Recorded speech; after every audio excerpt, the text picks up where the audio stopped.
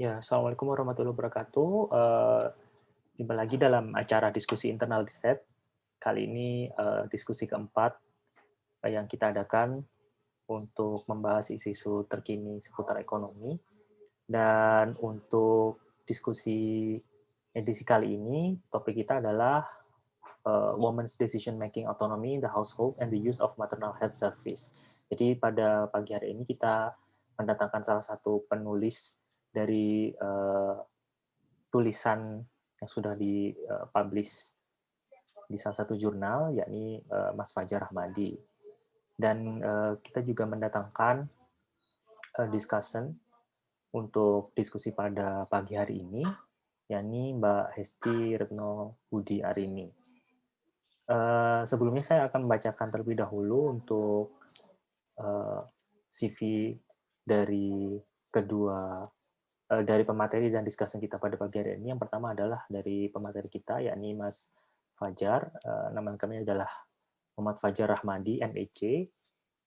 Beliau saat ini bekerja sebagai Technical Advisor for Health Policy Plus, dan sebelumnya bekerja di beberapa instansi seperti Bapeda DKI Jakarta, Semeru Research Institute, dan Acting. Dan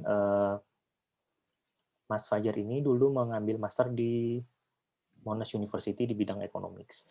Dan untuk discussion kita pada pagi hari ini adalah Mbak Hesti Retno Budi Arini, MPH atau Mbak Arin, yang saat ini bekerja sebagai Deputy Director for Research and Business Development di Riset, dan sebelumnya mengambil master di The University of Queensland di bidang Public Health, seperti itu. Dan mungkin tanpa mengulur waktu lagi, langsung saja kita mulai untuk diskusi pada pagi hari ini. Saya persilakan untuk Mas Fajar untuk memulai materinya. Oke, terima kasih Mas. Assalamualaikum warahmatullahi wabarakatuh. Waalaikumsalam warahmatullahi wabarakatuh.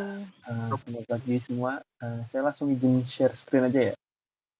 Ini bisa langsung nggak atau Ya, gimana? silakan Mas, bisa langsung.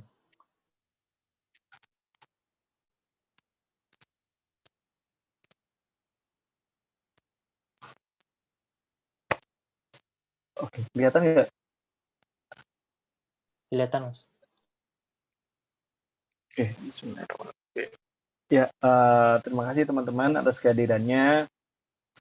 Jadi saya hari ini diminta untuk share hasil penelitian atau pengalaman saya beserta tim dalam menyusun tulisan ini. Tulisan ini fokusnya sih lebih kepada bagaimana sih dampaknya tingkat otonomi atau keleluasaan perempuan dalam hal ini ibu dalam keluarga itu pengaruhnya terhadap akses mereka terhadap layanan kesehatan.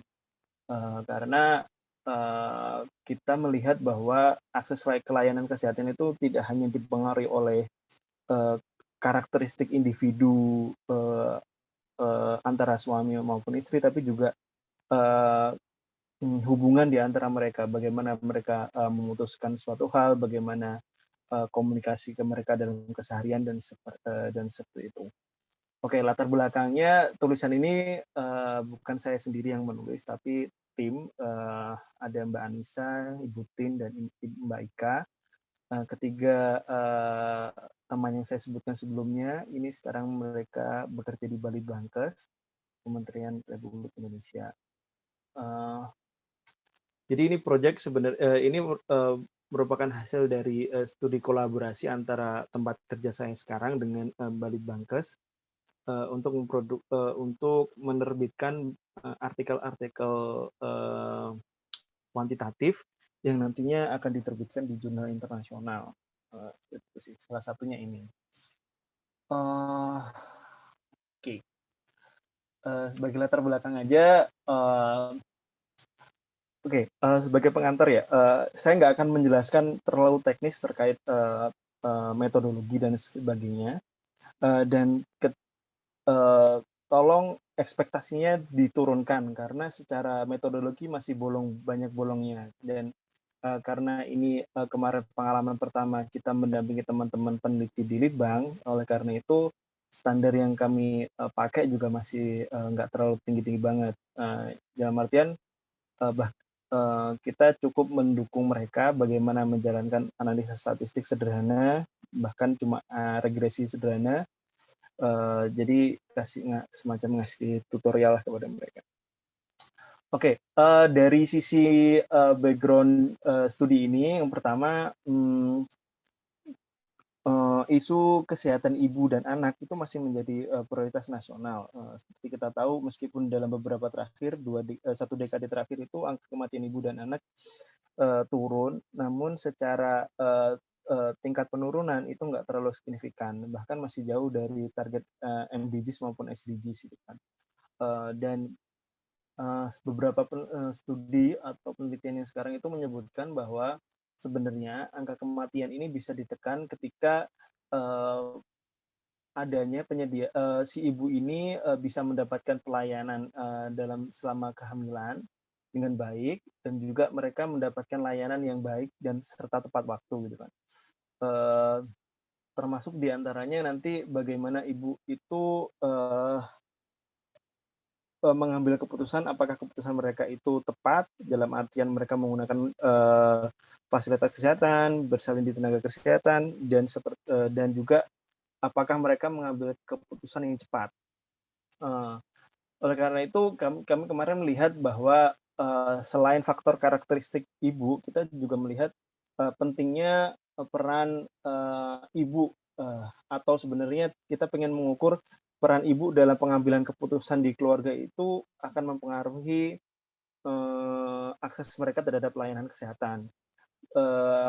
Asumsinya adalah semakin ibu itu memiliki suara atau memiliki kekuatan dalam menentukan keputusan keseharian dalam rumah tangga, contohnya hari ini makan apa, duit sekarang anak ini mau disekolahin di mana, itu kan harusnya ada perbincangan antara si suami dan istri. Nah, ketika ibu memiliki tingkat suara atau bargaining power yang lebih tinggi, mereka bisa mempengaruhi atau bernegosiasi lebih tinggi, lebih besar kepada si suami agar bisa bersalin di fasilitas kesehatan atau mendapatkan layanan kesehatan yang lebih baik. Itu asumsinya. Dengan asumsi juga bahwa si ibu mengetahui bahwa pemahaman mereka terhadap kesehatan itu baik, sehingga dia bisa mempengaruhi keputusan si suaminya agar mereka bisa ya intinya mendapatkan layanan kesehatan yang baik.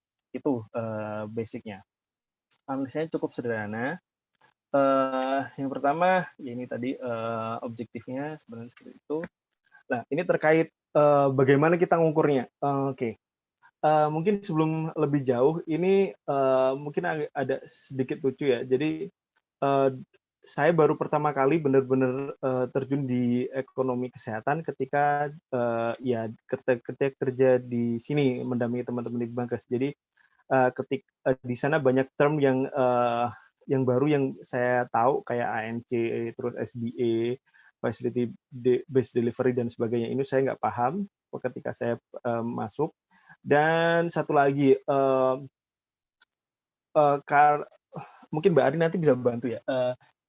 Pengalaman saya kerja sama teman-teman kesehatan, dalam ini public health ya, itu agak beda mindset-nya sama teman-teman ekonomi. Dalam artian, karena teman-teman dari public health ini berangkatnya adalah dari penelitian eksperimen, jadi mereka sangat memperhatikan yang namanya mana independent variable, mana faktornya, kemudian mana covariatnya. Setelah itu mereka harus melakukan stepwise regression untuk menentukan variabel mana aja yang dimasukkan gitu kan. Seperti itu. Itu mereka sangat strict karena saya yakin mereka berangkatnya lebih daripada eksperimental. Tapi berbeda dengan pemahaman saya dari ketika saya berangkat di ekonomi, kita udah tahu teorinya ngomong apa, ya udah kita pakai variabel itu aja. Dan kita mencoba menambahkan sebanyak mungkin variabel penjelas yang kita punya agar intinya errornya semakin kecil. Itu yang perbedaannya. Dan perbedaan ini yang menimbulkan proses diskusi antara saya sebagai orang yang berlatar belakang ekonomi dengan teman-teman public health itu cukup panjang. dan memakan banyak waktu.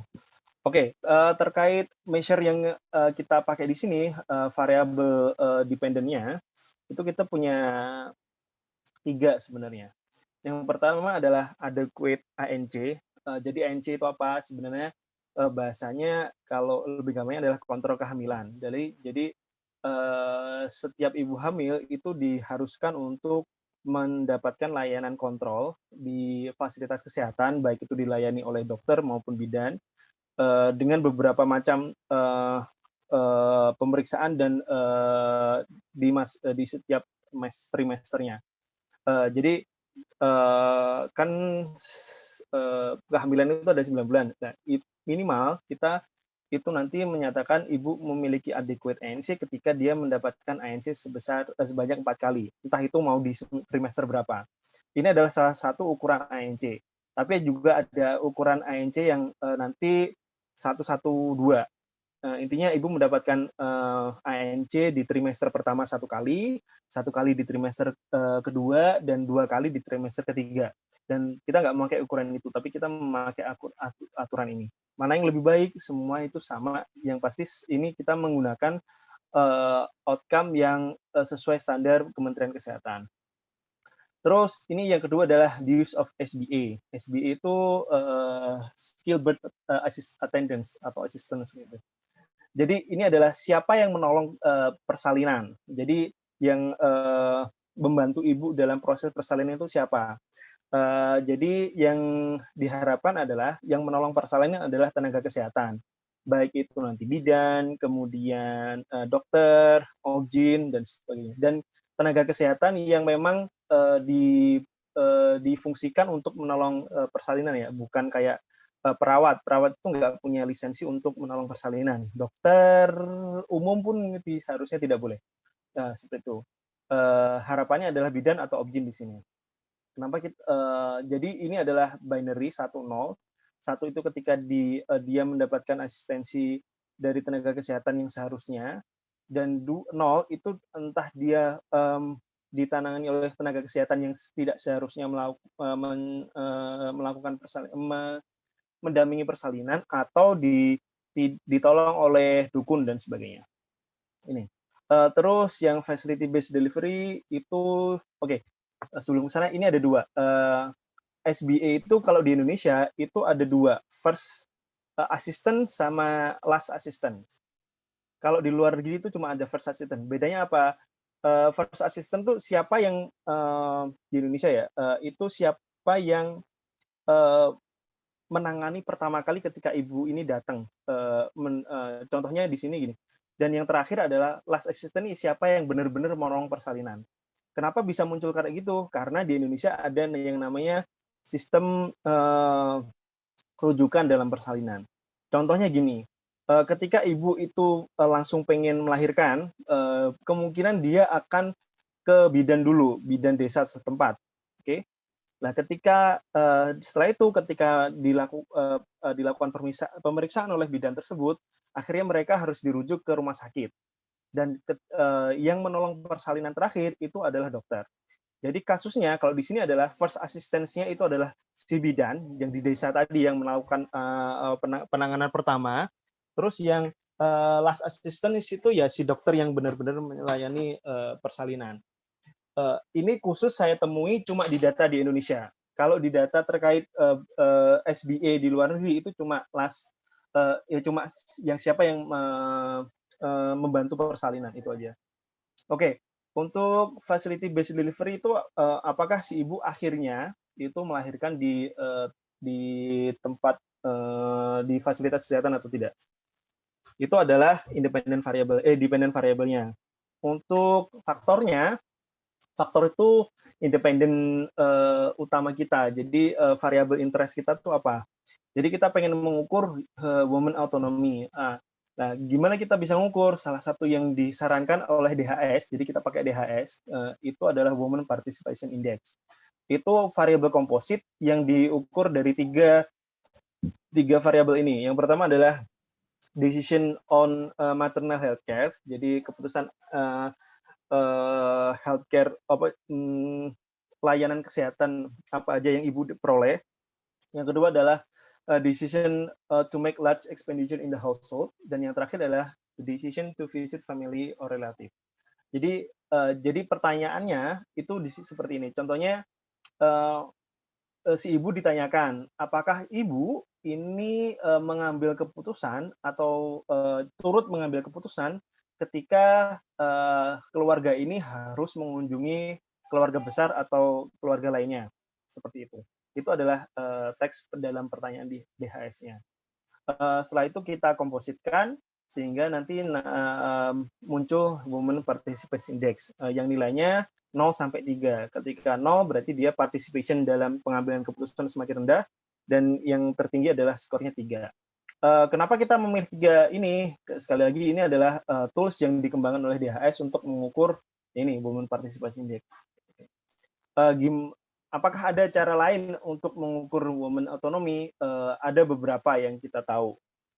Yang pertama adalah kita membandingkan antara aset antara si ibu dan suaminya.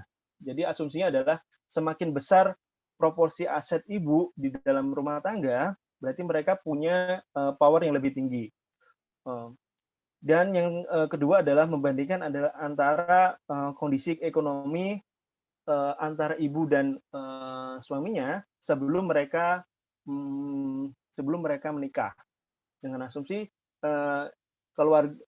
si pasangannya ketika memiliki pasangan yang berasal dari keluarga yang memiliki tingkat ekonomi lebih tinggi, asumsinya mereka punya otonomi yang lebih tinggi.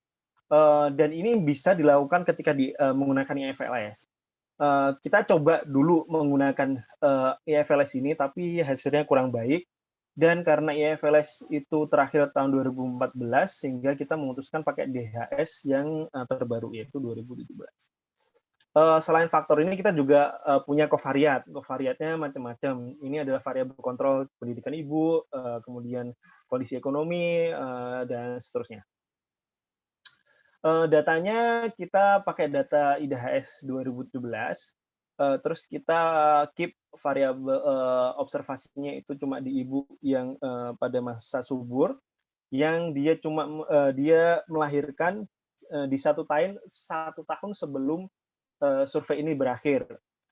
Ini kenapa? Karena kita pengen menghindari recall bias sih sebenarnya. Semakin lama jarak ibu melahirkan dari tanggal survei, mereka akan semakin lupa terkait detail-detail selama proses kehamilan dan persalinan. Kita pengen menghindari itu. Oleh karena itu kita cuma membatasi 1 tahun sebelum survei doang. Terus kita juga membatasi, kita cuma memilih ibu yang punya informasi ANC visit, karena ini adalah variabel kontrol utama kita. Oke, terus hasilnya ini. Yang pertama, kita pengen lihat apakah semakin tinggi Women Participation Index yang dimiliki ibu, dia itu cenderung mempunyai akses ke layanan kesehatan lebih baik apa enggak.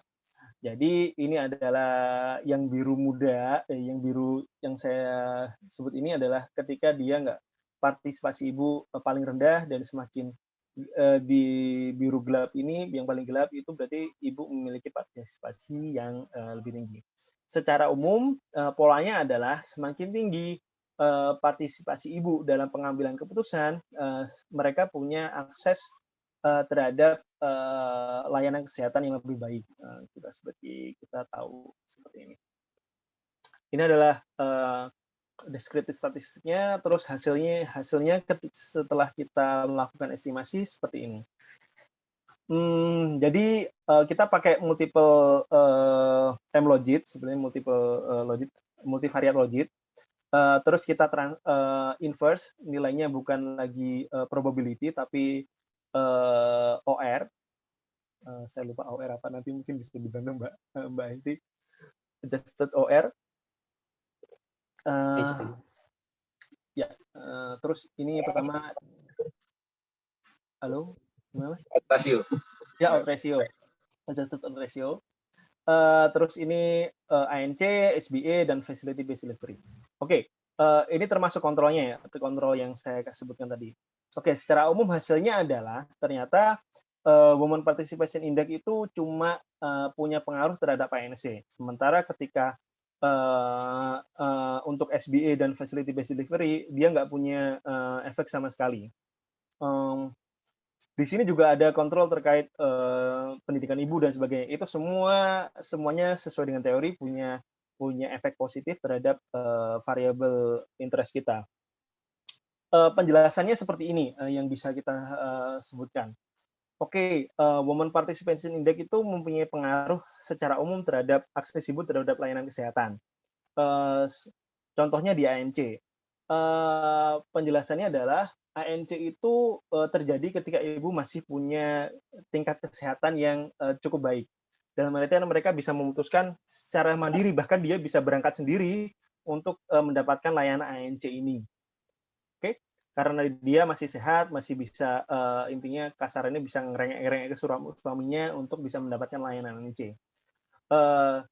Tapi ketika ibu sudah dalam masa labor, dalam proses mau melahirkan, kontrol mereka terhadap keputusan di mana dia melahirkan itu nggak ada. Karena keputusan utama pada saat itu ada di keluarga yang mendampingi dia, baik itu suami maupun kerabat lainnya. Oleh karena itu, dia nggak ada efeknya di SBA maupun di facility delivery.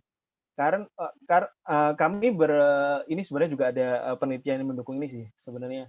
Tapi penjelasannya adalah ketika ibu sudah labor, mereka sudah tidak punya kekuatan untuk berpikir logis, untuk meminta siapapun yang di sebelahnya untuk mau lahiran di mana. Jadi mereka lebih memasrahkan keputusan tersebut kepada orang yang mendampingi sekarang. Nah, masalahnya adalah ketika orang yang mendampingi ibu ketika ibu mau jerit-jerit mau melahirkan itu, apakah paham mereka harus mengantarkan ibu ke fasilitas kesehatan untuk mendapatkan layanan persalinan atau tidak? Itu yang alasan kami. Sebenarnya ada juga studi yang mengatakan bahwa terkait patient emergency gitu kan. Jadi ketika si pasien itu dalam kondisi emergency, ketika dia sampai di rumah sakit, mereka nggak punya kontrol mau dapat pelayanan apapun. Kontrolnya ada ya yang menemani, yang mendampingi ketika pasien ada di rumah sakit itu. Nah, jadi ini adalah hasilnya. Pertama, Women Participation Index itu punya efek ke ANC maupun tidak di SBA maupun Facility Based Delivery. Terus kenapa hasil ini mau ngapain? Sebenarnya itu. Pertama, kita pengen melihat bahwa output kelahiran itu nggak semata-mata dipengaruhi oleh keputusan ibu sendiri, itu kan. Jadi peran dari si pendamping ketika orang yang mendampingi ibu ketika mau melahirkan, baik itu suami, keluarga besar dan sebagainya, itu penting dalam memutuskan apakah ibu nanti melahirkan di mana, entah itu mau dilahirkan di rumah maupun di dukun atau di fasilitas kesehatan. Itu sangat penting. Oleh karena itu, kami beranggapan bahwa kelahiran ini bukan cuma hanya masalah ibu saja gitu kan. Kami beranggapan proses melahirkan ini juga merupakan sebuah proses keputusan bersama antara ibu, suami, kalau ada anaknya ya termasuk anaknya yang udah lahir ini, bahkan keluarga besar. Nah, oleh karena itu kami memberikan saran bahwa perlu adanya sebuah proses pendidikan terkait pentingnya proses kehamilan nggak hanya ke ibu gitu. Tapi juga ke keluarga besar mereka. Paling nggak adalah si suaminya. Oleh karena itu kita pengen pada saat ANC yang datang itu nggak cuma ibu aja, tapi didampingi oleh suaminya. Seharusnya proses ANC yang baik itu bukan cuma pemeriksaan. Katakanlah pemeriksaan darah, sekarang kondisi janinnya seperti apa, tidak hanya itu, tapi di sebuah proses kontrol kehamilan yang baik itu ada sebuah bentuk pendidikan dari petugas kesehatan kepada ibu dan suaminya terkait apa yang sebenarnya melahirkan itu seperti apa, kehamilan seperti apa yang harus mereka lakukan dalam kondisi darurat, dan itu harus disampaikan sehingga si suami dan istri ini paham apa yang harus mereka lakukan ketika kondisi A, B, C ini terjadi. Nah, perlibatan suami atau spouse itu diharapkan hanya di ANJ. Paling tidak mereka juga harus berpartisipasi di namanya kelas kehamilan, kelas ibu hamil. Dan ini sudah banyak macamnya. Bahkan di puskesmas sudah banyak kelas ibu hamil. Dan sayangnya sampai sekarang masih didominasi oleh ibu aja yang datang. Oleh karena itu perlu ada dukungan agar si suami ini mau bisa hadir di sana. Bahkan ketika setahu saya di rumah sakit swasta sudah banyak kelas ibu hamil yang berusaha menggandeng suami untuk hadir. Seperti itu. Jadi pesannya adalah proses kehamilan itu bukan hanya tanggung jawab ibu, si suami ini juga penting untuk mendampingi ibu selama proses dari kehamilan sampai melahirkan. Oleh karena itu, si suami juga harus belajar apa itu kehamilan, ketika terjadi komplikasi maupun terjadi apapun itu, mereka harus tahu apa yang harus dilakukan sehingga si ibu bisa mendapatkan layanan persalinan dan kehamilan yang baik dari awal sampai terakhir. Itu pesan dari studi ini. Tapi studi ini juga nggak baik-baik banget gitu. Terdapat beberapa limitasi. Yang pertama indigeneity problem, itu pasti. Kita tadi kemarin nggak ngontrol budaya sih, karena di Indonesia kan ada beberapa banyak sekali suku yang punya budaya masing-masing, dan khususnya adalah budaya di mana ada wanita yang mempunyai posisi sosial yang lebih tinggi, ada budaya yang mengatakan bahwa pria punya posisi yang lebih tinggi. Di kedua jenis budaya ini pasti mempengaruhi pola interaksi antara suami dan istri di dalam keluarga, dan kita nggak melakukan kontrol terhadap itu. Yang kedua, kita juga nggak melakukan kontrol terhadap kondisi sosial ekonomi sebelum si ibu dan bapak ini menikah. Dan ini menurut kami penting karena kami menganggap akan ada hierarki dalam hubungan antara kedua orang ini. Yang ketiga itu sebenarnya lebih kepada measurement sih. Jadi measurement terkait women autonomy itu masih berkembang dan masih banyak versinya.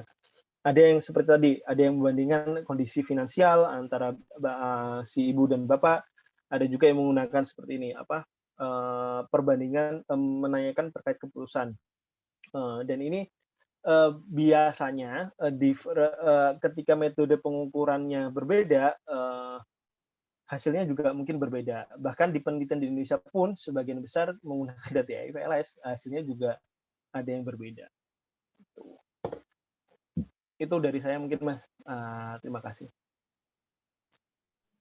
Balik ke Mas Sigit. Terima kasih untuk Mas Fajar. Ini ceritanya pemaparan Mas Fajar membuat saya membayangkan itu ya, setiap adegan-adegan ibu hamil yang ke rumah sakit sendiri gitu.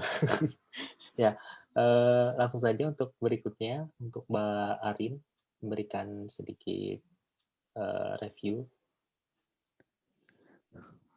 Oh ya, suara saya jelas ya Mas ya? Iya, jelas. Jelas, Mbak. Oh ya. Jelas. Izin share screen sebentar. Ya, oke. Belum ding.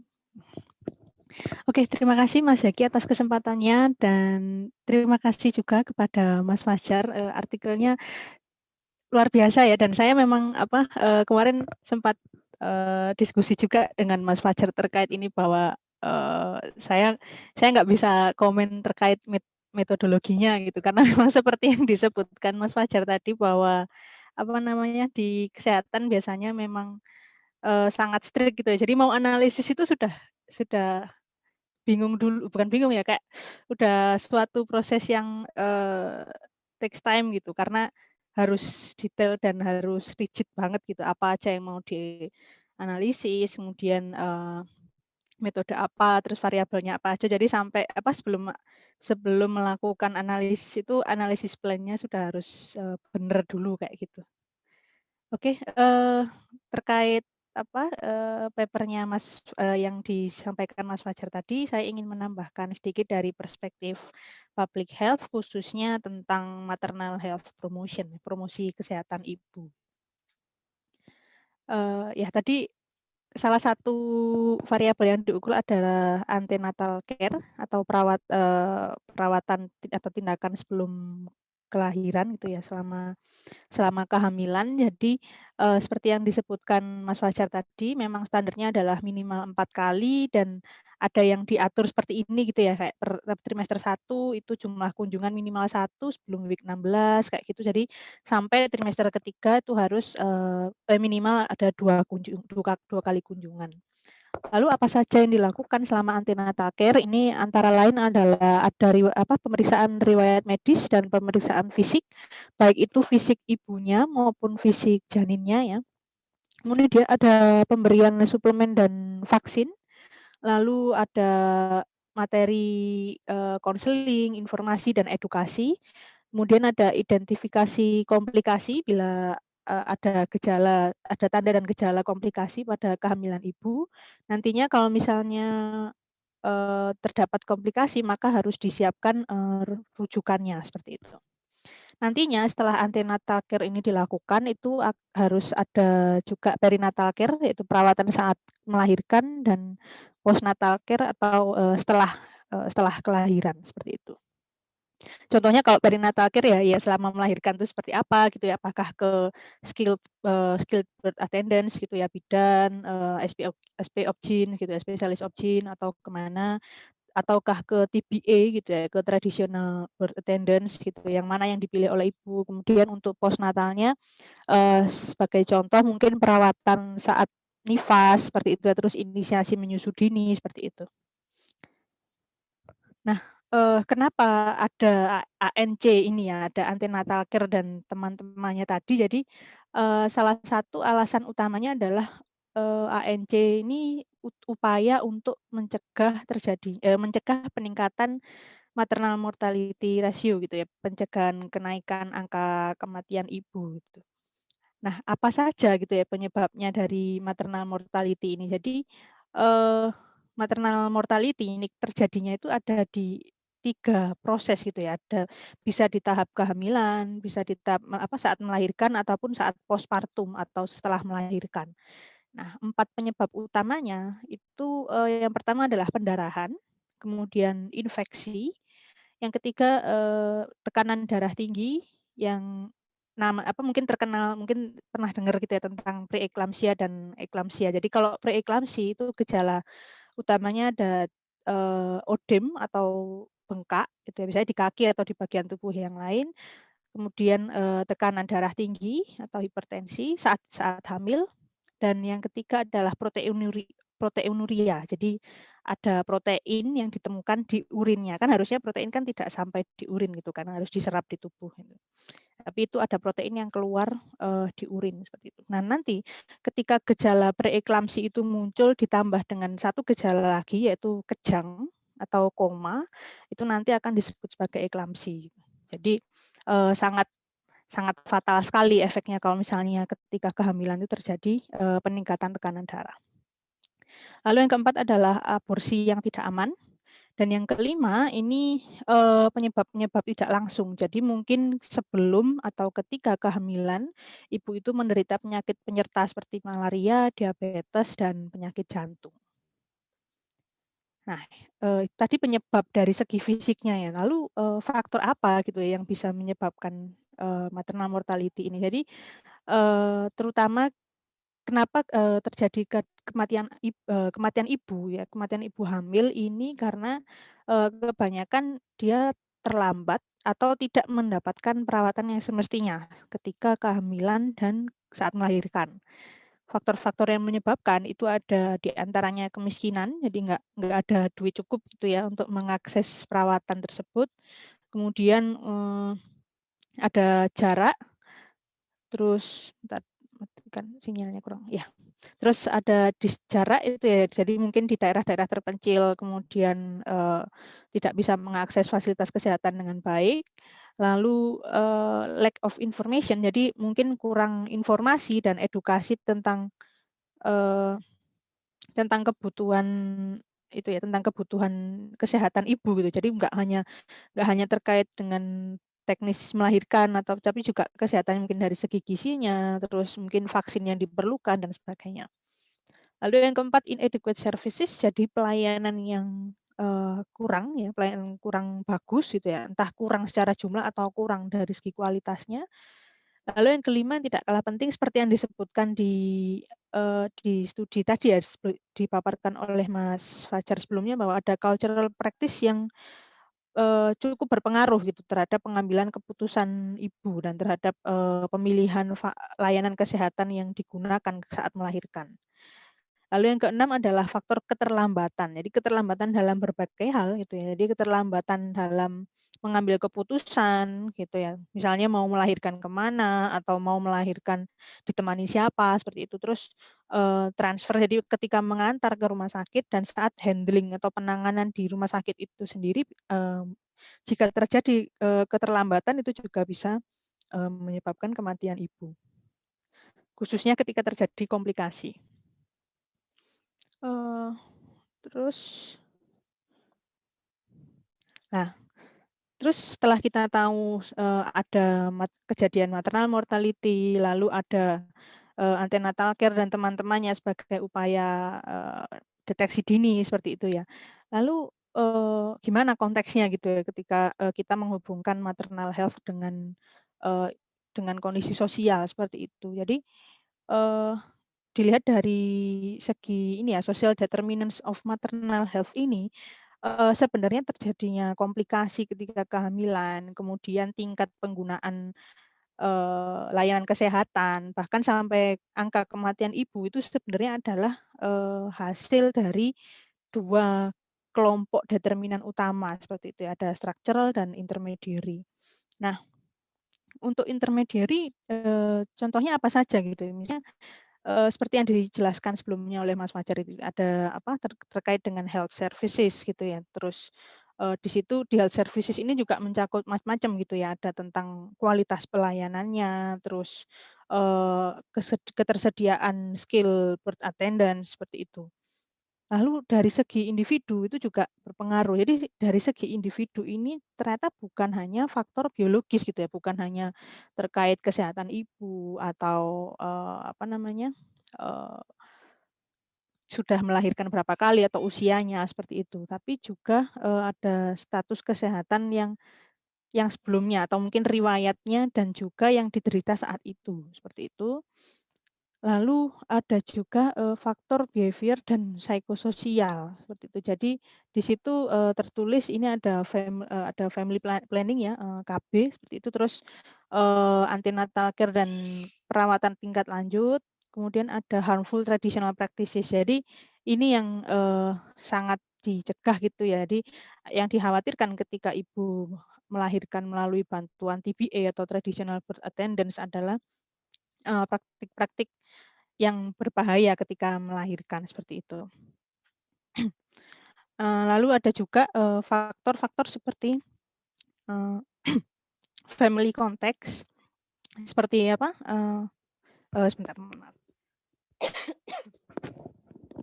Ya, jadi seperti kemampuan ibu untuk mengambil keputusan serta komunikasi dengan pasangan. Jadi kadang ada ibu-ibu yang mungkin sudah cukup pengetahuannya seperti itu ya, tapi dia tidak bisa apa-apa karena mungkin suami atau mertuanya udahlah nggak usah ke puskesmas, nggak usah ke rumah sakit gitu, atau melahirkannya di dukun bayi aja gitu, dipanggilin ke rumah kayak gitu. Jadi kayak apa? Terkadang pengaruh itu masih sangat besar gitu. Jadi nggak bisa, walaupun sebenarnya dia tahu pentingnya itu ya mungkin ya, tapi terhalang oleh itu tadi yang lemahnya autonomi dalam mengambil keputusan tadi. Nah, itu dari segi intermediary ya.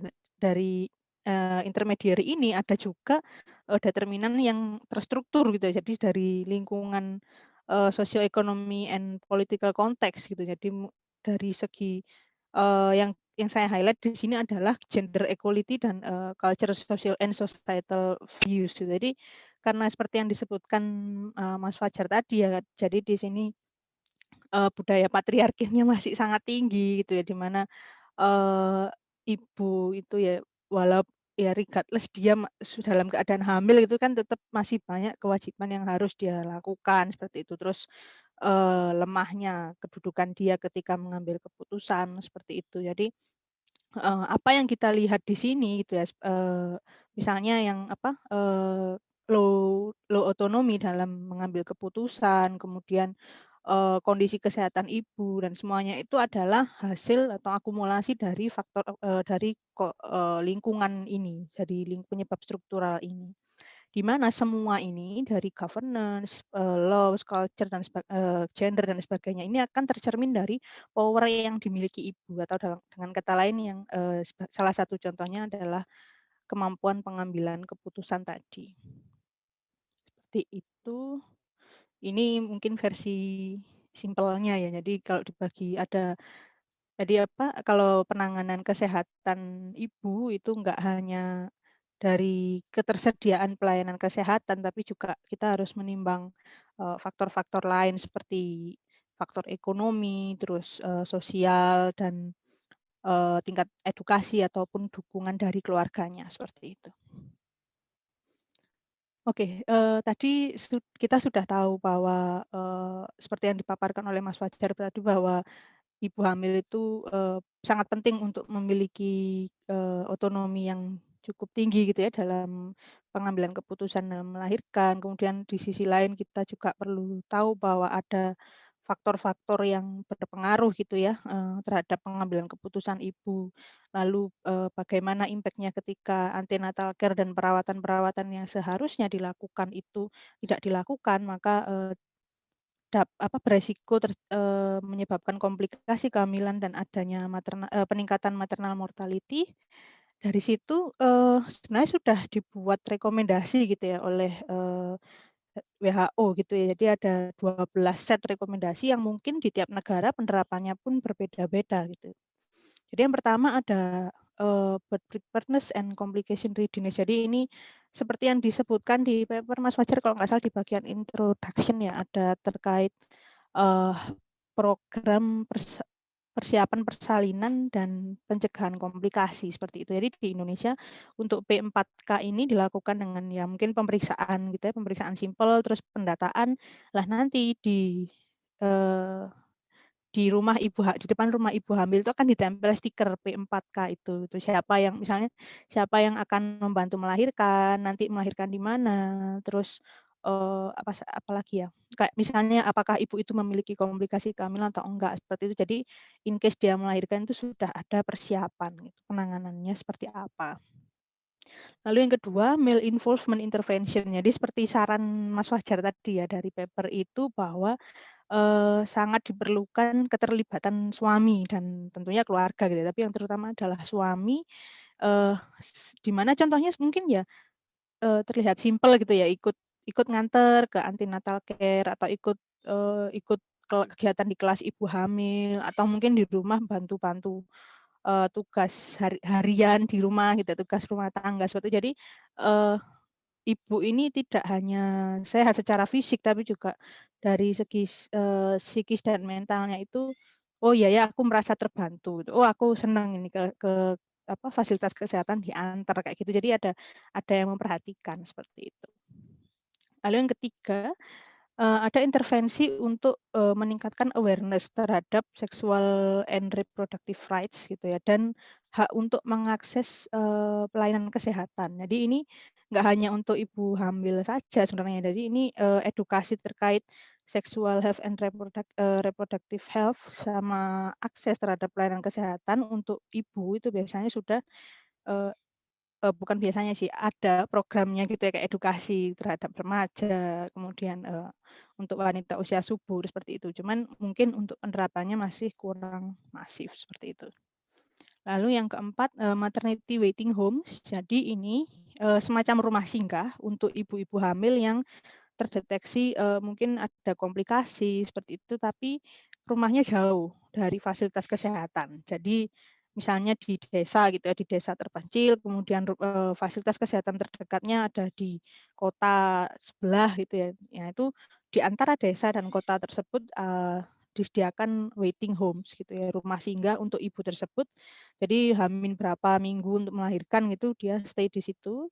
Terus nanti harapannya ketika sudah hari waktu melahirkan itu lebih dekat gitu, lebih cepat untuk mengakses fasilitas kesehatan.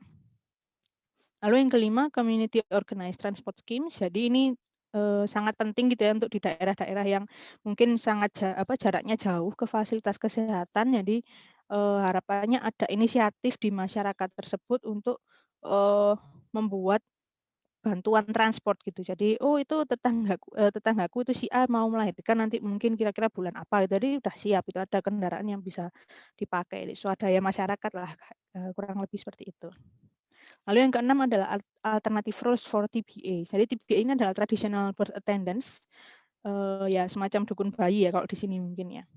Jadi tidak serta-merta kita kayak say no gitu ya untuk TBA ini, tapi mungkin bisa juga dari skill birth attendance ini mengedukasi para TBA ini untuk memberikan mereka peran dan kesempatan untuk terlibat gitu dalam promosi kesehatan ibu. Itu mungkin dilibatkan dalam kegiatan diskusi, kegiatan kelas ibu hamil, atau mungkin memantau kesehatan ibu hamil tersebut, seperti itu. Jadi melibatkan para traditional birth attendants ini gitu. Tapi bukan berarti mereka diberi wewenang untuk menolong persalinan secara legal gitu ya, karena memang harus ada step-step dan skill tertentu yang dimiliki oleh skill birth attendants seperti itu. Rekomendasi berikutnya adalah cultural adaptation dari service yang dilakukan. Jadi harapannya ketika kita menyusun suatu program pelayanan kesehatan untuk ibu itu juga mempertimbangkan konteks culture di situ gitu, kayak misalnya mungkin kalau di situ orang-orangnya mungkin pada sibuk gitu ya, misalnya para suaminya kerja dari pagi sampai hampir malam gitu misalnya. Jadi mungkin contohnya bisa dilakukan mungkin kelas ibu hamilnya bisa disusun sesuai dengan jadwal mereka misalnya pada waktu hari libur atau gimana gitu. Pokoknya yang bisa melibatkan keduanya antara ibu hamil dan suaminya seperti itu. Dan oh ya, terima kasih 2 menit lagi. Rekomendasi berikutnya ada continuous companionship. Jadi selama kelahiran gitu, jadi selama kehamilan sampai kelahiran itu ada yang menemani terus gitu, jangan dibiarkan sendirian ibunya untuk ketika melahirkan. Lalu rekomendasi yang ke-9 itu adalah 9, 10, 11 sampai 12 ini semua menekankan partisipasi masyarakat gitu, baik itu dalam proses pembelajaran gitu ya, maksudnya mungkin ketika proses edukasi ibu hamil, kemudian ketika menyebarkan informasi terkait angka kematian gitu ya, kayak survei angka kematian ibu itu jangan sampai itu hanya stop di pendataan ya, tapi terus mereka mungkin bisa dilibatkan terus upaya apa yang bisa dilakukan. Kemudian ketika ada perbaikan kualitas pelayanan kesehatan di sekitar situ bisa melibatkan masyarakat juga dan disertai dengan keterlibatan mereka dalam penyusunan program sama implementasi. Jadi gampangnya mungkin contohnya adalah keterlibatan kader posyandu gitu ya dalam program-program puskesmas. Jadi ada partisipasi masyarakat di situ. Oke, itu dari saya. Jadi terima kasih Mas Fajar untuk papernya tadi. Jadi saya hanya menambahkan dari perspektif maternal health saja gitu. Semoga nanti dari paper-paper ini bisa dari paper dan diskusi seperti ini bisa ada inisiatif lanjutan gitu ya untuk perbaikan atau promosi kesehatan dari ibu seperti itu. Terima kasih. Terima kasih untuk Mbak Arin. Jadi untuk memang menarik sekali ya kalau isu tentang kelahiran, tentang family seperti itu. Jadi memang bagaimana kita pentingnya sosialisasi kepada tidak hanya ibu terkait dengan proses melahirkan itu bukan hanya keputusan ibu saja ya, melainkan juga keputusan seluruh keluarga karena berkaitan dengan akses terhadap fasilitas kesehatan yang memadai seperti itu. Ya, saya persilakan untuk peserta diskusi, mungkin ada yang mau didiskusikan, dipersilakan. Ya mungkin, saya awali dulu ya. Jadi saya sebenarnya tertarik dengan, eee, tadi justifikasi dari Mas Fajar terkait dengan, tidak signifikannya variabel, Women Participation Index terhadap, eee, Adequate SBC dan FBD ya, Mas, ya. Nah itu, eee, kan tadi justifikasinya adalah ibu yang sudah melahirkan itu cenderung pasrah gitu kan terhadap apa sih yang dia mau dibawa kemana pas dia mungkin kontraksi atau apa gitu. Nah, yang saya mau tanyakan itu adalah di data IDHS itu apakah tidak ada, variabel yang menggambarkan, apakah gimana ya, jadi pada saat ibunya kontraksi itu dia sudah berada di rumah sakit atau masih berada di luar rumah sakit gitu, atau di luar fasilitas kesehatan. Kan mungkin itu mengaruhi juga misalnya, dia tahu bahwa kandungannya udah berapa minggu, terus dia kayak udah stay di rumah sakit atau di fasilitas kesehatan gitu. Jadi dia ya bakal tetap, mendapatkan fasilitas kesehatan yang bagus gitu, karena memang perencanaannya bagus. Itu di data IDHS-nya kira-kira ada yang menggambarkan nggak, Mas? Oke Mas, terima kasih atas pertanyaannya. Setahu saya nggak ada. Jadi, setahu saya nggak ada di DAS yang menyatakan ketika ibu kontraksi itu ada di mana gitu ya. Tapi mungkin ini, oleh karena itu nggak bisa tahu, nggak bisa menjawab pertanyaanmu sebenarnya. Tapi ini sekaligus share aja ya, maksudnya, mmm, kalau sepemahaman saya, mungkin nanti bisa ditambahin sama Mbak Arin, eee mungkin ini karena terjadi di Indonesia di mana fasilitas kesehatan yang baik itu nggak, bisa diakses oleh semua orang. Contohnya gini, ini kemarin kita baru saja melakukan studi terkait, kapasitas fasilitas kesehatan dalam menyediakan layanan persalinan, baik itu basic maupun emergency. Emergency itu termasuk ketika, harus ada pendarahan, komplikasi, dan seterusnya. Jadi kita melakukan studi, saya share aja ya, sebentar. Sebentar sebentar sebentar. Sebentar, kalau boleh saya share, hasilnya.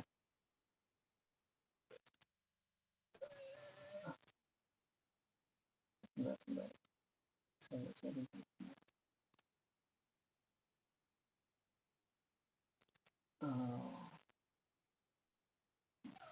Sebentar,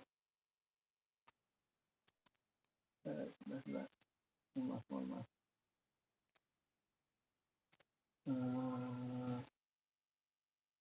Oke,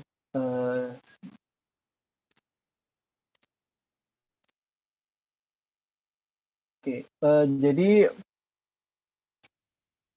bisa kelihatan nggak nih?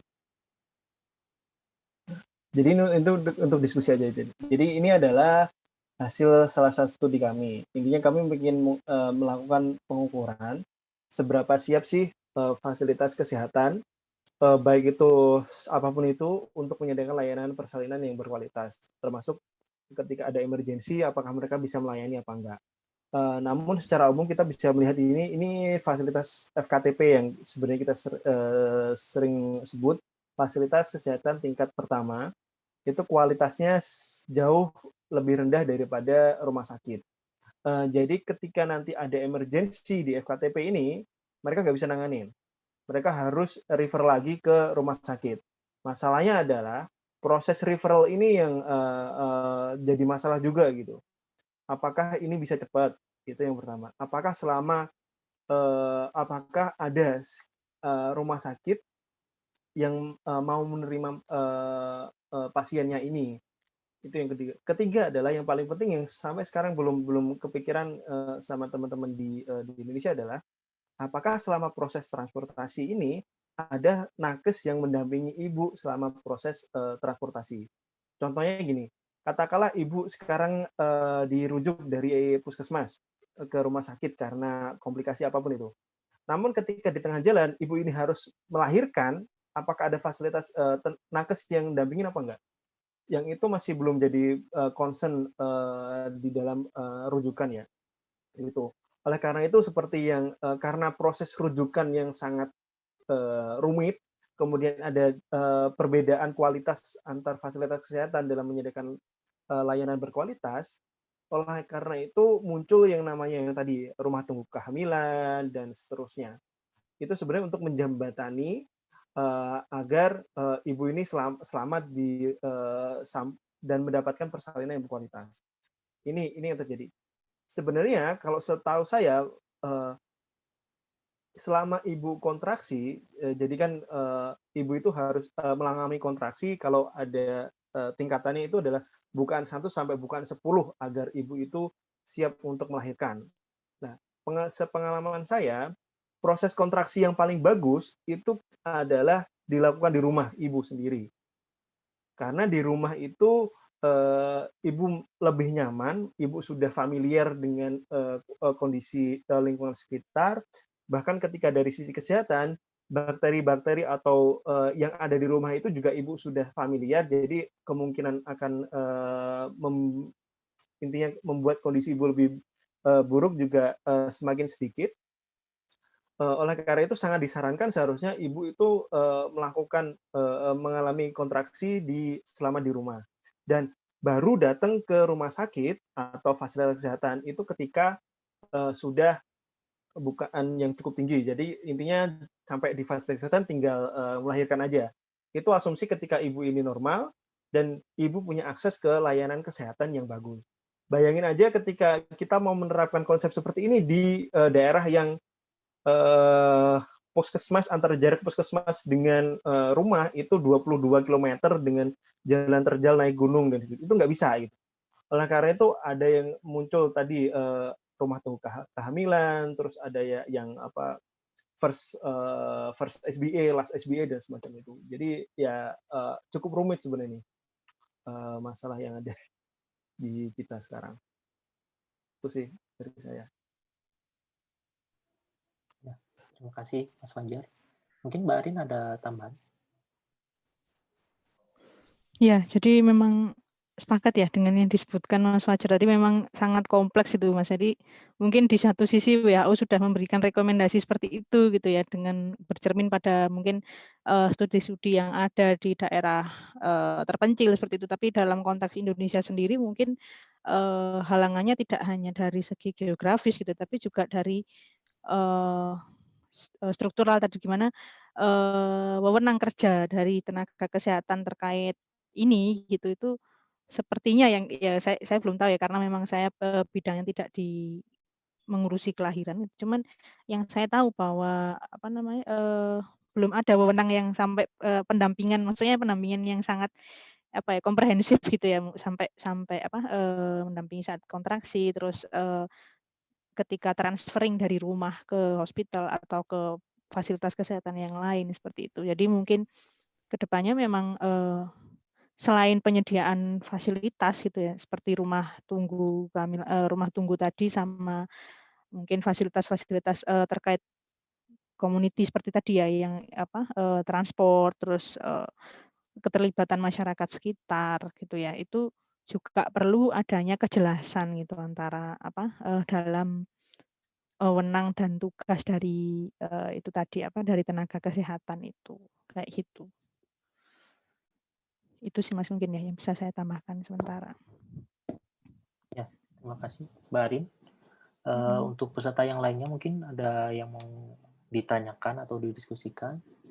Ya, mungkin saya izin bertanya ya Mas Zeki. Ya, silakan. Ya. Sebelumnya saya Eka. Terima kasih untuk Mas Fajar, Mbak Arin juga, tadi paparannya luar biasa sekali ya. Ini menjadi salah satu pembelajaran dan mungkin perhatian juga ya bagi untuk calon-calon ibu, termasuk mungkin ya saya juga gitu ya. Nah mungkin ini saya sedikit cerita juga ya. Tadi kan sempat disampaikan tentang lemahnya otonomi untuk seorang ibu, apalagi yang dia yang apa istilahnya sudah mau melahirkan gitu ya. Nah ini memang di desa-desa itu memang benar gitu. Jadi meskipun ibaratnya ibu itu tahu bahwa penanganan untuk tenaga medis itu penting, tapi karena ya tadi mungkin sudah istilahnya untuk menahan sakit saja sudah ini ya sudah sibuk nahan sakitnya gitu. Jadi sudah tidak lagi memikirkan ke terkait dengan tenaga medis gitu. Nah, pada akhirnya keputusan untuk istilahnya nanti melahirkan di mana itu yang mengambil adalah keluarga besar. Apalagi kasus kalau di desa-desa itu kan suami itu biasanya masih usia muda gitu. Jadi pada saat istri mau melahirkan pun ya suami istilahnya kayak bingung sendiri gitu. Akhirnya ya tadi keluarga besar. Nah, pada akhirnya sebagian besar penanganannya itu ya yang menangani biasanya bidan. Jadi bidan yang istilahnya itu bukan spesialis di di masalah kelahiran ya. Jadi yang biasanya kalau di desa itu kan ada satu bidan yang khusus, tapi itu biasanya bidan umum gitu. Jadi untuk penyakit, untuk kehamilan juga kayak gitu. Nah, selain itu tadi kan sebenarnya juga sempat disinggung ya terkait dengan kelas ibu hamil. Sebenarnya ini memang penting gitu ya. Tapi pada kenyataannya untuk kasus yang di desa-desa itu kelas seperti ini tuh masih belum ada gitu. Jadi biasanya hanya terbatas suami menemani istri biasanya ke bidan, nanti mungkin hanya dicek kondisi fisik ibu dan si bayi kayak gitu. Jadi istilahnya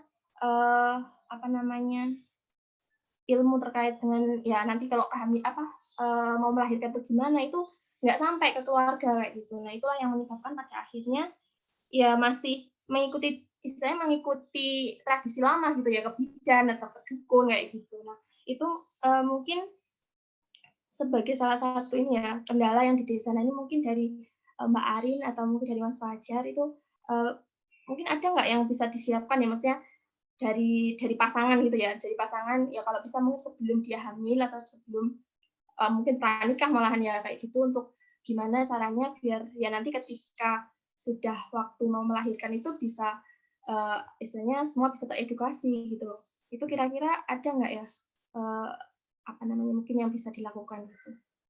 Mungkin itu sih. Terima kasih. Mungkin Mbak Arin dulu kali ya. Iya Mas. Ya Mbak, jadi memang ya seperti itu ya gambarannya di desa gitu ya. Kita nggak bisa menuntut penerapan kayak SOP pelayanan yang sesuai kayak gitu. Jadi adanya bidan ya wis ke bidan gitu, adanya mantri ya ke mantri kayak gitu, ada perawat ya ke perawat kayak gitu. Nah, kalau ditanya ada enggak ya upaya sepertinya itu sudah ada Mbak, perencanaan ke sana itu sudah ada karena dari Kemenkes sendiri kan sudah ada program kepanjangannya, Program Indonesia Sehat dengan pendekatan keluarga gitu. Jadi ada hal-hal yang harus diketahui gitu ya, harus diedukasikan kepada keluarga itu gitu tentang kesehatan gitu ya. Misalnya kalau dari segi gizi, terus dari segi kesehatan lingkungan, kemudian ketika ada yang sakit mungkin punya penyakit tidak menular itu mungkin konsumsi obatnya gimana, terus pemeriksaan kesehatannya seperti apa. Lalu kalau ada yang hamil juga nanti apa yang harus disiapkan gitu ya, karena memang keterlibatan keluarga itu sangat penting. Itu jadi yang pertama kalau ditanya ada, setahu saya ya Mbak ya itu ada programnya, tapi pelaksanaannya seperti apa saya belum tahu untuk detailnya. Terus yang kedua memang idealnya kita juga melakukan edukasi yang seimbang ya ke para bapak-bapak ini. Jadi sebagaimana yang sering dilakukan tenaga kesehatan kalau di desa-desa biasanya sasaran utamanya ya ibu-ibu pokoknya yang cewek gitu. Dari misalnya dulu saya pas maksudnya ditempatkan di desa gitu ya, itu ya sasarannya ya yang kelompok rawan itu gitu kan, ada anak gitu ya, anak balita, bawah 2 tahun gitu, terus remaja, anak usia sekolah, wanita usia subur, kemudian ibu hamil dan ibu menyusui gitu. Dan seringkali ketika saya ditempatkan di daerah seperti itu nggak ada sasaran PIS gitu ya, pria harusnya P-nya itu pasangan usia kok PIS-PUS ya, pasangan usia subur. Jadi saya pikir dulu P-nya itu adalah pria gitu kan. Jadi ternyata P-nya itu pasangan. Jadi sebenarnya sudah ada gitu target kayak ini loh harus ada edukasi kesehatan terhadap pasangan usia subur gitu. Jadi ketika nanti si istri ini hamil gitu, jadi suaminya itu juga sudah prepare seperti itu. Nah tapi ketika waktu itu ada ya salah satunya ini jadi cerita. Jadi apa namanya pernah ditempatkan di daerah. Jadi kayak kita sasarannya lebih lebih lengkap gitu ya. Ada PUS juga di situ. Ada pasangan usia subur. Otomatis edukasinya kan sebenarnya idealnya kan digabung gitu ya perpasangan, tapi karena susah gitu ya menyesuaikan jam terus ketersediaan waktunya itu jadi akhirnya dipisah itu. Misalnya pagi ibu-ibunya, sore bapak-bapaknya gitu. Tapi feel untuk edukasi ini pun juga berbeda gitu karena untuk ketika mengedukasi ibu-ibu itu awareness-nya itu sudah cukup tinggi. Jadi lebih gampang deliver knowledge dan edukasinya ini lebih mudah gitu. Walaupun nggak tahu ya nanti diterapkan atau enggak, pokoknya yang penting awareness itu dulu. Kalau sudah aware kan edukasi bisa lebih mudah masuk. Tapi ketika sorenya gitu ya mengedukasi bapak-bapak ini ya itu tadi. Jadi apa ya kayak karena menurut mereka ya wis itu ini saya nggak pukul rata semua ya, cuman kasus yang saya hadapi waktu itu ya ya kayak apa kelihatan bahwa awareness-nya itu sedikit lebih rendah daripada si ibu-ibunya gitu. Karena ya wis pokoknya urusannya wong wedok gitu ya, urusannya istrinya, mertuanya, ibunya kayak gitu. Jadi mungkin kalau saya kepikirnya adalah yang pertama sekali harus dilakukan untuk meningkatkan apa tadi partisipasi keluarga dan terutama suami itu juga adalah peningkatan awareness tadi itu. Jadi terus gimana caranya meningkatkan awareness ini ya berangkat lagi ke pendekatan behavior, pendekatan perilaku bahwa untuk meningkatkan awareness ini kita perlu memperhatikan faktor-faktor lingkungan. Jadi bukan lingkungan natural ya, bukan lingkungan alam ya, tapi lingkungan lebih ke lingkungan sosial di mana kita harus meluruskan habit-habit dan tradisi yang salah gitu ya tentang wanita seperti itu. Jadi pentingnya perbaikan perspektif gender itu tadi seperti itu. Jadi oh iya ya aku ini perlu juga loh untuk peranku ini perlu juga untuk mendukung kesehatan istrinya yang sedang hamil dan mendukung kelahiran anaknya supaya lebih sehat seperti itu. Jadi kalau untuk ibu mungkin pendekatan edukasinya adalah lebih ke peningkatan pengetahuan, tetapi untuk bapak menurut saya yang harus dilakukan pertama bukan langsung peningkatan pengetahuan, tapi peningkatan awareness bahwa oke, saya dibutuhkan di sini. Gitu. Kalau sudah merasa dibutuhkan, maka dia akan mau menerima edukasi dan ya semoga gitu bisa menerapkan gitu ya kayak mengantar istrinya, kemudian menanyain, kamu nanti mau lahiran di mana gitu. Oh, nanti apa yang harus tak siapkan seperti itu. Jadi nanti ketika istrinya sudah mau melahirkan itu sudah cukup tenang gitu.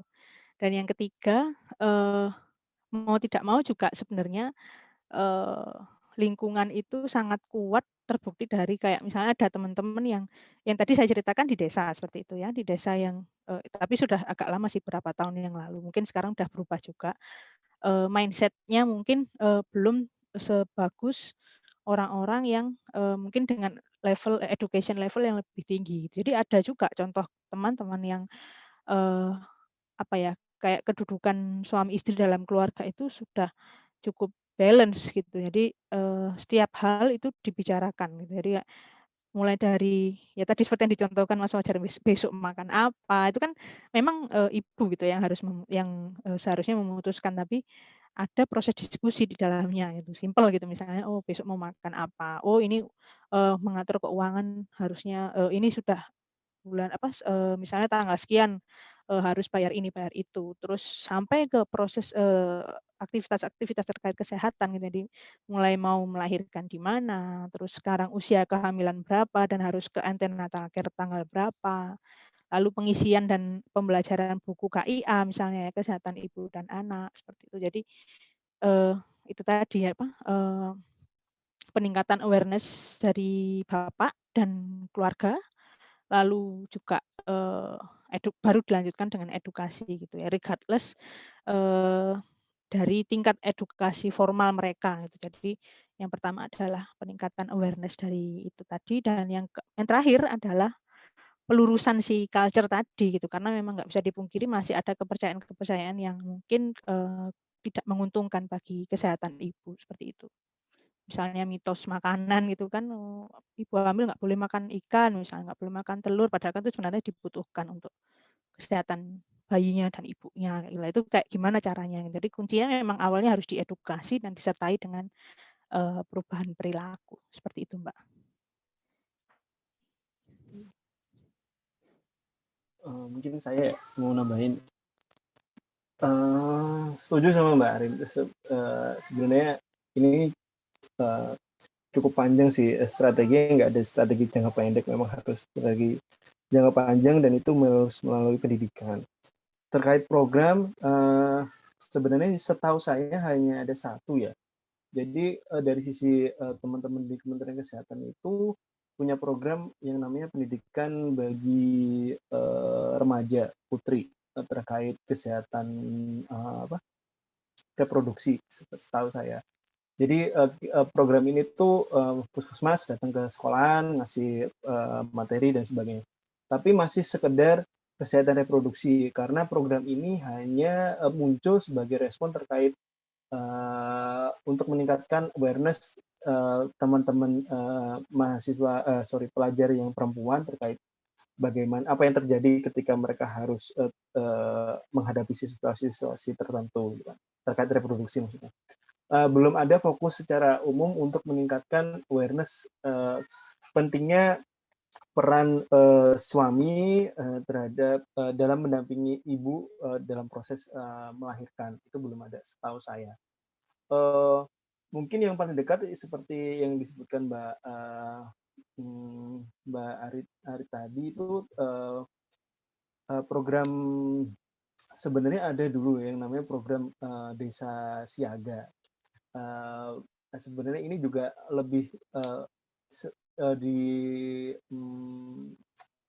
dikembangkan lagi namanya dengan P4K. Jadi program P4K sama desa itu seperti ini sebenarnya. Mbak Marin tadi sebenarnya sudah menjelaskan. Jadi program P4K itu lebih kepada menyasar kesiapan sebuah lingkungan sih untuk memfasilitasi ibu hamil agar selamat dalam proses kehamilannya. Jadi pertama, ibu akan harus datang ke puskesmas untuk melakukan cek ANC.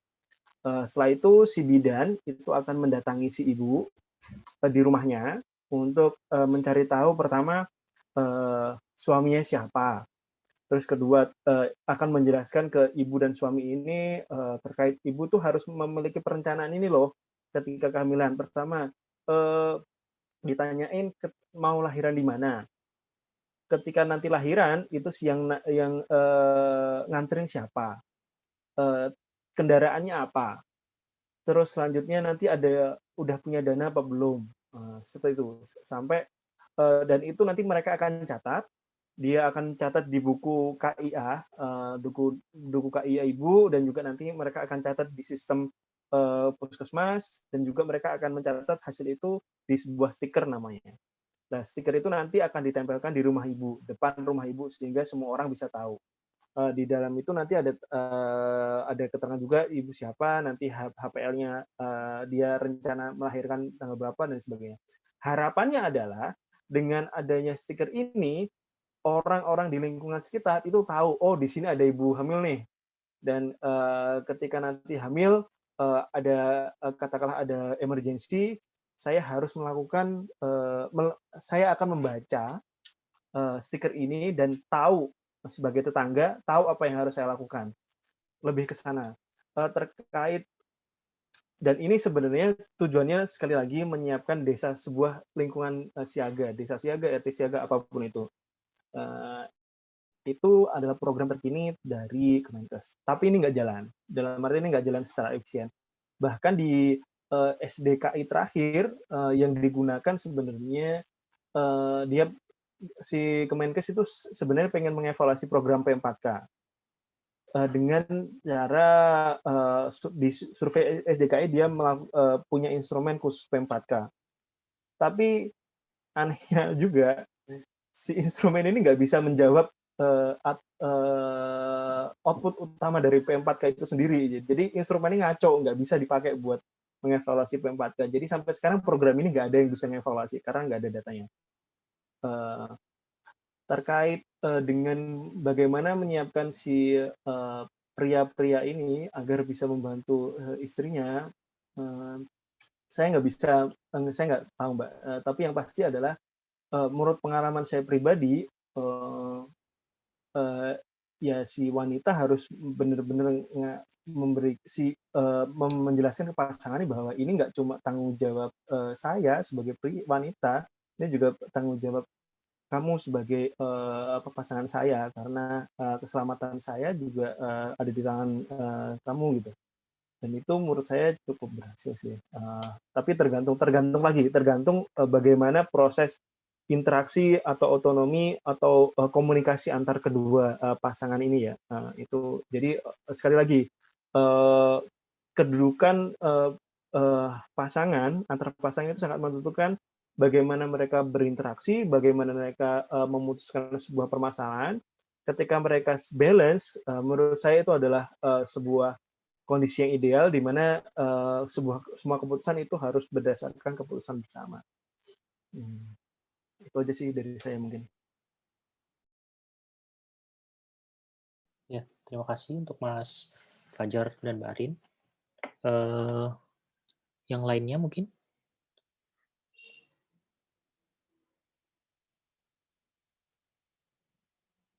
Ya, sebenarnya saya juga tertarik ya Mas dengan data IDHS itu.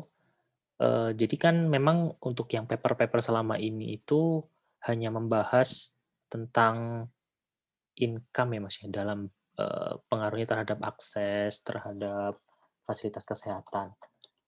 Nah itu kira-kira apakah ada suatu proyeksi lain Mas kalau di data IDHS ya, IDHS ini untuk menggambarkan semacam income gitu ya, yang bisa digunakan untuk proyeksi. Mereka ngumpulin data terkait expenditure ya, kalau nggak salah. Tapi mereka nggak ngeluarin data raw-nya. Namun dia sudah ngasih semacam kuintil sih sebenarnya. Jadi berdasarkan pengeluaran rumah tangga sebenarnya sama kayak expenditure per kapita. Tapi mereka udah bikin variabel komposit sendiri. Jadi kita kasarnya tinggal pakai kebijakannya kenapa kalau seperti itu saya nggak tahu. Tapi dan itu juga salah satu kontrol di studi ini sih. Kita ngontrol kondisi sosial ekonomi, intinya tingkat kesejahteraan rumah tangga berdasar kuintil 1 sampai kuintil 5. Gitu. Kalau berdasarkan hasil regresinya, semakin kaya ibu itu, semakin kaya rumah tangganya itu akan semakin besar seseorang mendapatkan fasilitas kesehatan ya, untuk 3 ANC, SBN, dan FBD. Nah, saya juga melihat di jurnalnya ini untuk residential site ya Mas, apakah dia tinggal di rural atau di urban. Terus di sini ada yang tidak signifikan Mas untuk yang adequate ANC. Itu berarti kan entah itu dia tinggal di rural atau urban, terkait dengan persiapan ibu melahirkan, itu tidak ada pengaruhnya. Itu berarti gimana Mas? Ya, memang benar Mas. Jadi hasil kami itu bilang sebenarnya status urban rural daerah itu nggak berpengaruh terhadap akses ibu ke ANC, karena kami melihat sebenarnya untuk ANC itu sudah bagus aksesnya. Kalau nggak salah hampir 90% ibu hamil, bahkan 90% lebih itu sudah melakukan ANC, paling nggak ANC 4 kali. Jadi terkait akses ANC itu sebenarnya nggak ada masalah sekarang.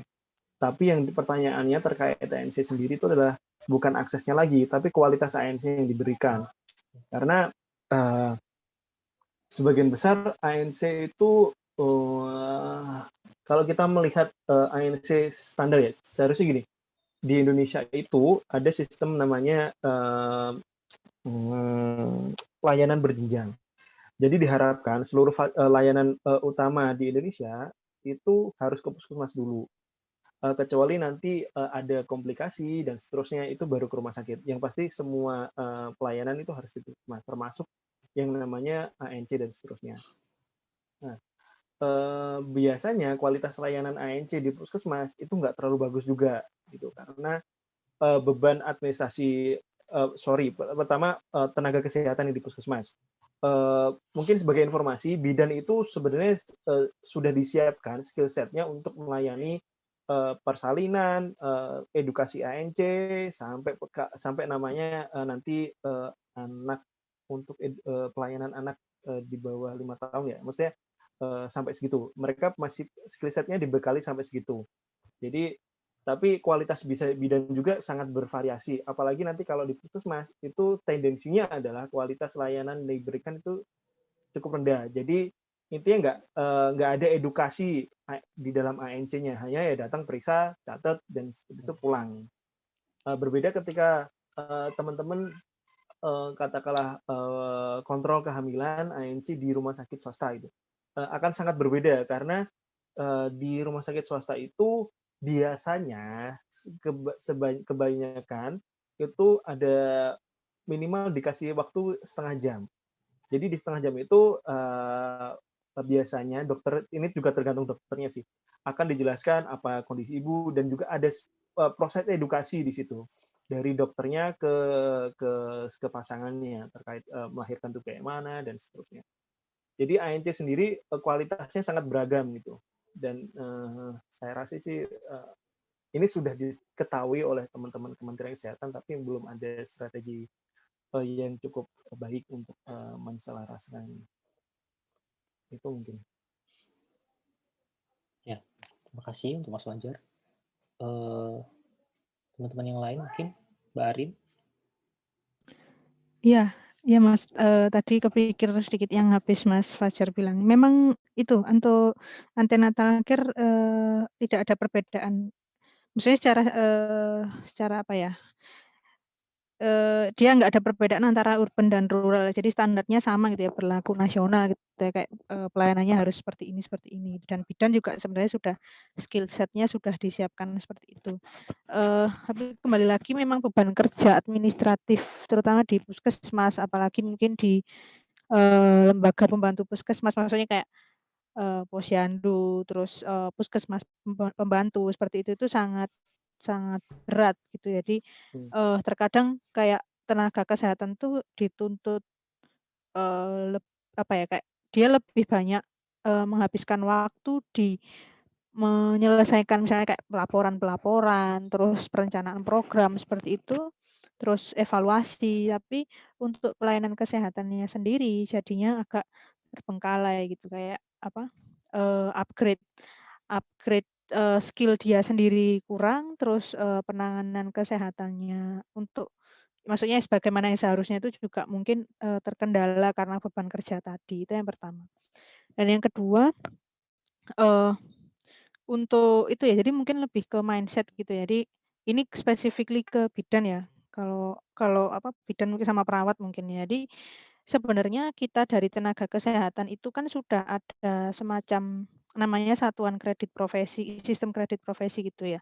Jadi setiap 5 tahun sekali kita itu harus kayak store berapa kredit gitu. Nah, kredit ini didapat dari mana? Terutama salah satu contohnya adalah melalui keikutsertaan di seminar dan training gitu. Jadi harapannya kan dia dalam 5 tahun itu sudah upgrade skill ini, sudah belajar ini itu. Jadi harapannya sepanjang dia menjalankan praktek itu ada upgrade pengetahuan gitu, nggak ketinggalan lah gitu. Nah, tapi kendalanya apa? Kembali lagi untuk daerah-daerah yang susah ke akses-akses tersebut gitu ya. Mungkin kalau sekarang udah nggak terlalu susah ya karena bisa online seminar. Kalau dulu untuk dapat SKP itu, untuk dapat kredit itu masih banyak yang gimana ya, kayak abal-abal gitu loh. Jadi aku daftar gitu, aku bayar ikut seminar ini gitu. Nanti sertifikatnya kirim ke aku ya gitu. Dikirim pos, tapi nggak tahu sudah dia ngikutin materinya atau enggak gitu. Jadi untuk upgrade pengetahuannya itu tercapai atau enggak ya kita nggak tahu. Yang penting dia dapat sertifikat ketika 5 tahun jalan dia praktek, sertifikatnya ada gitu. Nggak di-assess dia skillnya sama enggak gitu. Misalnya misalnya antara 2 orang gitu ya, 2 orang sama-sama setor kredit 25 itu nggak di-assess apakah mereka ini punya skill yang benar-benar sama sesuai dengan kredit yang diajukan itu. Jangan-jangan ada yang satunya memang benar-benar belajar, yang satunya nggak sempat belajar gitu karena memang saking banyaknya tugas administratif di samping tugas pelayanan kesehatan. Yang ketiga juga kalau di puskesmas itu yang sekarang sedang disoroti adalah kayak apa ya, jadi sebenarnya puskesmas itu kan layanannya ada 2, layanan kesehatan individu dan layanan kesehatan masyarakat. Tapi mungkin, akhir-akhir ini jadinya dengan perubahan sistem rujukan, itu puskesmas lebih fokus pada, kegiatan individual gitu ya kesehatan individual. Jadi kayak jadi tempat rujukan kan, jadi kayak misalnya sebelum ke rumah sakit, tipe B harus ke puskesmas dulu. Jadi dia lebih sibuk dengan urusan kesehatan individu sampai lupa untuk upaya, edukasi dan, kesehatan masyarakat tadi misalnya harus berkunjung kah ke rumah-rumah yang ada ibu hamilnya atau, kunjungan rutin untuk imunisasi balita seperti itu. Jadi sekarang sedang ada ya mungkin dalam beberapa tahun terakhir sudah mulai ada penguatan gitu ya, penguatan kembali gitu fungsi puskesmas sebagai, penyedia layanan kesehatan masyarakat selain layanan kesehatan individu yang sudah berjalan itu. Seperti itu, Mas. Terima kasih Mbak Rin untuk penjelasannya. Jadi karena ini waktunya sudah habis, jadi saya akan menyimpulkan beberapa poin diskusi dari kita pada pagi hari ini. Yang pertama adalah terkait dengan adanya akses fasilitas kesehatan yang memadai itu tidak hanya dipengaruhi oleh ibu saja ya. Jadi memang ada pihak lain misalnya suami atau keluarga besar yang juga harus dijadikan target oleh pemerintah untuk dalam membangun kesadaran mereka. Jadi ketika misalnya kontraksi di rumah gitu, si orang-orang sekitarnya itu sudah ada aware untuk membawa ibu itu ke fasilitas kesehatan yang memadai seperti itu. Dan yang kedua adalah untuk ANC memang sejauh ini sudah berjalan baik secara kuantitas ya. Cuma memang yang perlu menjadi perhatian adalah apakah memang edukasinya ini memang sangat berkualitas atau tidak. Nah, itu yang perlu menjadi poin. Dan yang ketiga adalah terkait dengan membangun ekosistem desa siaga yang di sini bisa nanti juga menjadikan suatu semacam standar bagaimana membawa ibu yang mau melahirkan agar mendapatkan fasilitas kesehatan yang memadai seperti itu. Ya, demikian untuk diskusi pada pagi hari ini. Cukup menarik juga topiknya. Jadi saya ucapkan terima kasih untuk teman-teman yang hadir, untuk Mas Fajar dan Mbak Arin yang sudah bersedia hadir sebagai materi dan discussion. Dan saya ucapkan terima kasih lagi dan untuk diskusi berikutnya akan kami infokan. Demikian dari kami. Wassalamualaikum warahmatullahi wabarakatuh.